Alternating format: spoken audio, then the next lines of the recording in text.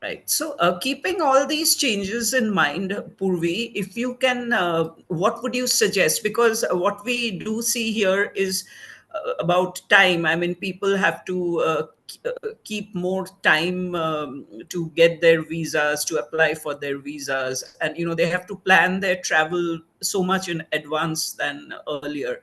So, if you can, give some advice and some points which you feel people should keep in mind when applying for different categories of visas.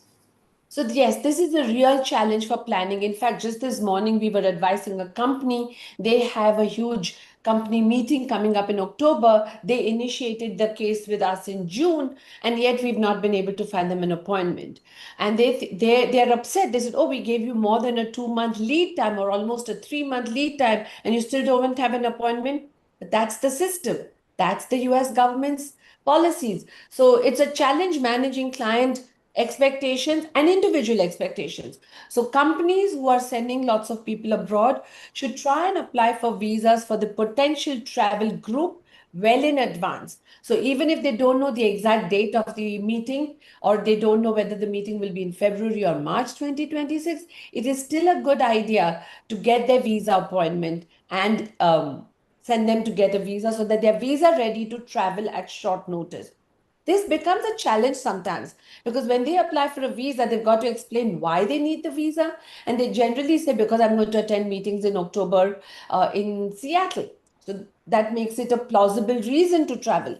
But when people are applying for a visa without that definite need to travel, it becomes a challenge. So it's important to strategize and carefully plan your business travel in conjunction with your company, HR, global immigration advisor, etc. Now, coming to tourists who need to apply for a B2 visa, yes, even they find it a challenge. So, let's say this is a pure tourist who's only going for pleasure. He's joining a tour and the tour is departing in May 2026. He has enough time to plan. It'll still be hard to find an appointment before May 2026, but he's in a better position than somebody who says, I want to travel there for Thanksgiving in November. Very hard to do. So, a little bit of planning in that respect also is imperative now. Not only helps, it's imperative. Without that, you're going to not um, travel at the anticipated date.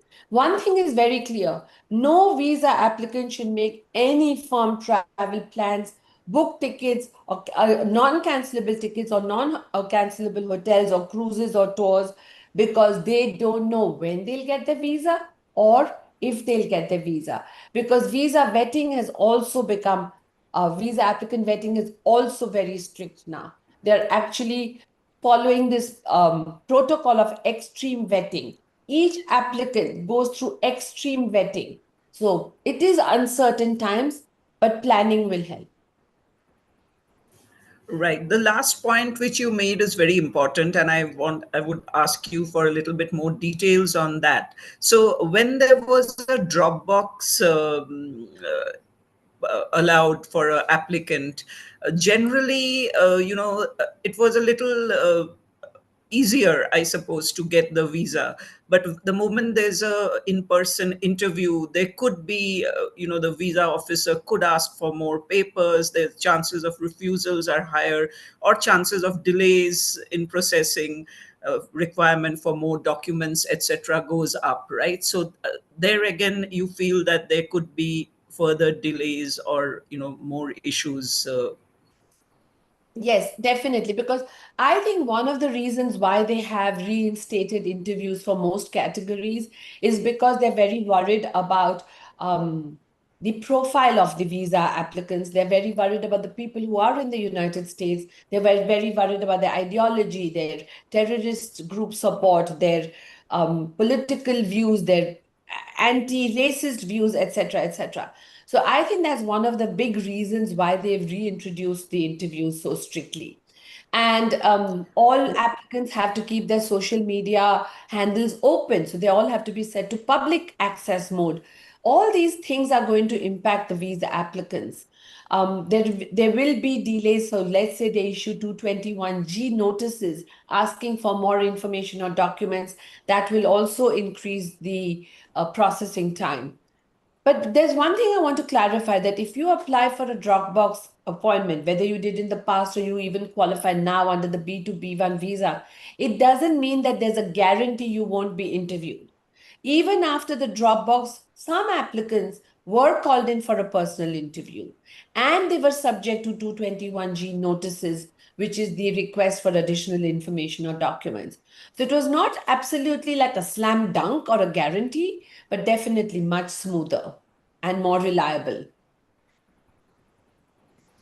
Right. So, what you feel is going to happen now is that the time for visa processing and getting a visa for the US for many categories for many Indians is going to go up. So people need to plan very much more in advance and plan very carefully, have their documents ready, and Yeah. it's not going to be as easy as Yeah. earlier.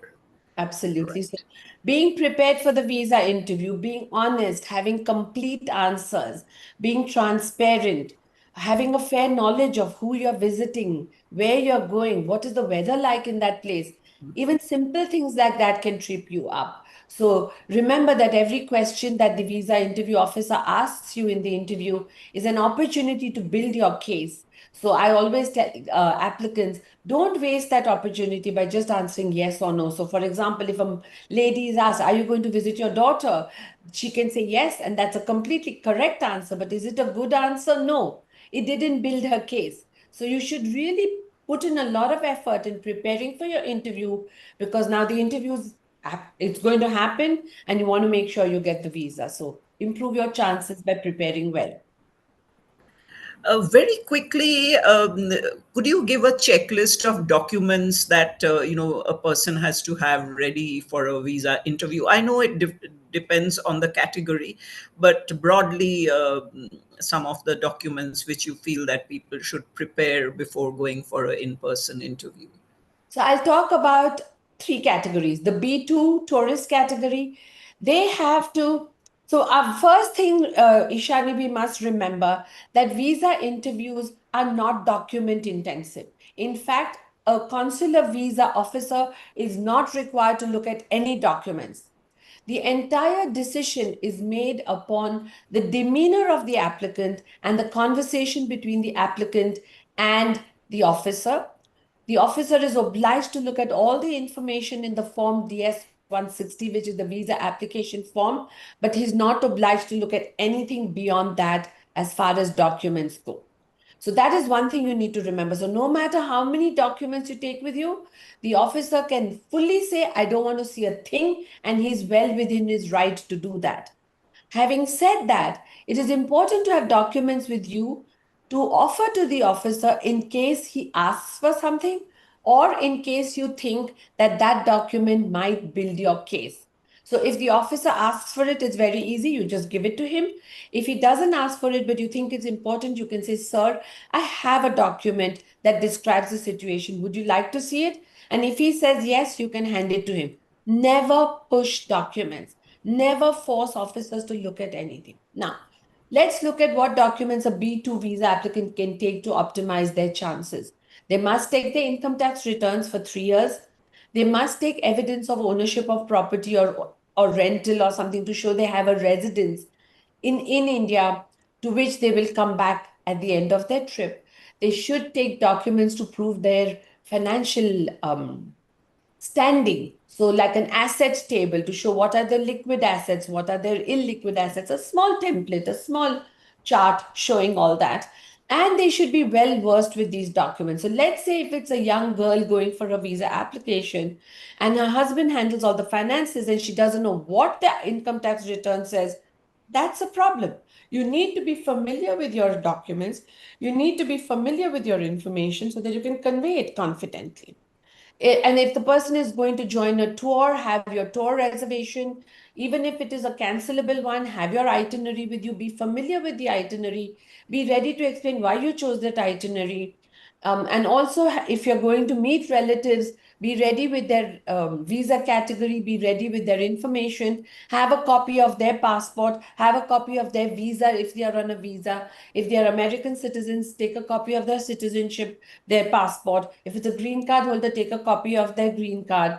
These are things that will help you build the bona fides of your travel and whom you are going to meet. So that's for a tourist. Now, if you're looking at a business traveler, if the business traveler is going to attend a conference, of course, you take the same things: income tax returns, asset documents, ability to pay for the trip, etc. And then you have to show that you're registered for the conference. So take your registration document. Be ready to explain why you're going for this conference and how it's going to help you in your career, etc. Because just the registration is not enough. You've got to correlate it with your work, career, whatever that is. And if you're going to go for business meetings, then have an itinerary of your business meetings. Tell them why you're going for the meeting. Be very clear to explain how what you're going to do is actually just a business meeting and it's not productive work. You've got to be able to differentiate between business meetings and actual work. Unfortunately, in India, if we use the term very casually, we say we're going for business, I'm going for work. No, the US officer for work means gainful employment. While business meeting means just a meeting to go and get business or to go and support business or something like that, but it is not work. So be very clear and have documents to prove that your meetings or to show that your meetings are going to be just like a couple of hours a day, then you're going to sort of have free time, etc., etc. So be prepared with those type of things. You must be familiar with the person whom you are going to meet. So if you have a business card of the person or something, carry it with you. Because when you say I'm going to meet Bob Smith, but you don't know Bob Smith's designation, or you don't know Bob Smith's exact office location because you're going to meet in the hotel outside, all those are problems. So have evidence of all of that also. So you've got to be able to prove four things: purpose of travel, ability to pay for the trip, intent to return to India, and reasons to return to India. So non-immigrant intent. So you've got to have documents that help you prove these four things. Now I'll just quickly talk about the H-1B category. These people have to take a lesser um, amount of documents, but even they should be well prepared because their petition has already been approved by the USCIS. But that doesn't mean it's a guarantee they'll get their visa. They should have their I-797 approval notice. They should have a copy of their petition with them. The petition is really not mandatory, but we recommend they take it and they should be familiar with the contents of the petition. In addition to that, if the spouse is going with them, the H4 spouse, they should have a marriage certificate with them and any other insignia of joint assets, etc., to show this is a bona fide marriage and a relationship. In addition to that, they should also take their education credentials and a copy of their resume in case the officer wants to see it. But honestly speaking, the officer has full access to the petition that was filed with the USCIS because USCIS uploads it to something called PIMS. And the PIMS copy is available for the officer to look at online. And he's supposed to look at that document when he interviews an H-1B worker. But other than that, the H-1B person does not have to prove ability to pay for the trip, etc., because it's usually the company, the employer that's paying for it. But if it's not, yes, they should be able to show that they're going to pay for their travels also. I hope this helps. It may not be a comprehensive list, but this is just indicative. No, thank you so much, Purvi, for clearing all these doubts and answering all these questions. I think it will be very Yeah, helpful for various people in different categories of thank visas. you. Happy to.